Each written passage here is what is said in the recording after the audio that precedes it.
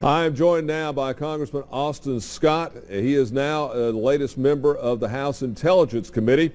Congressman, the partisan politics has been a real issue with the Intelligence Committee. Are you wanting to get that out and maybe get back to the business of protecting the country now? Yeah, absolutely. There are three committees up here that have to function in a nonpartisan manner. It's Intelligence, Armed Services, and Foreign Affairs. And so, one of our goals as Republicans is to take the politics out of that committee.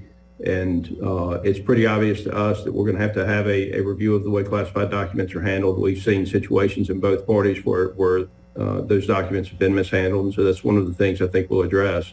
But what we don't want is people walking out of Intelligence Committee hearings and walking up to a microphone and speaking in abstract about members of the other party. And so I hope we're able to get back to the business of the Intelligence Committee and away from the way it has been used in the last couple of years. Should people here in South Georgia be concerned about these classified documents that everybody's talking about in the media?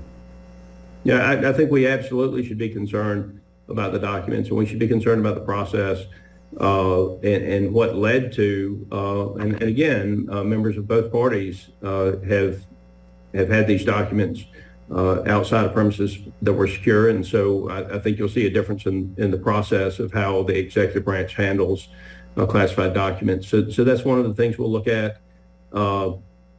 We will review the documents and see if any of those documents actually created some gaps. And if there are gaps, then we'll address those gaps.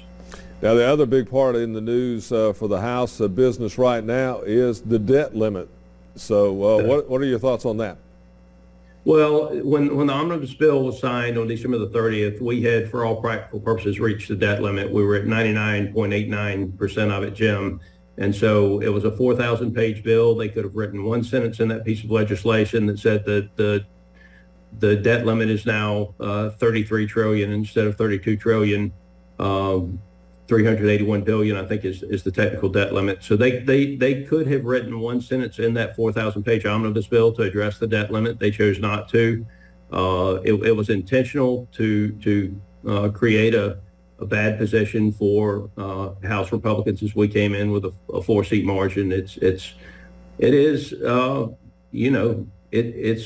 partisan gamesmanship. Congressman Austin Scott, thank you very much for joining us. Thank you.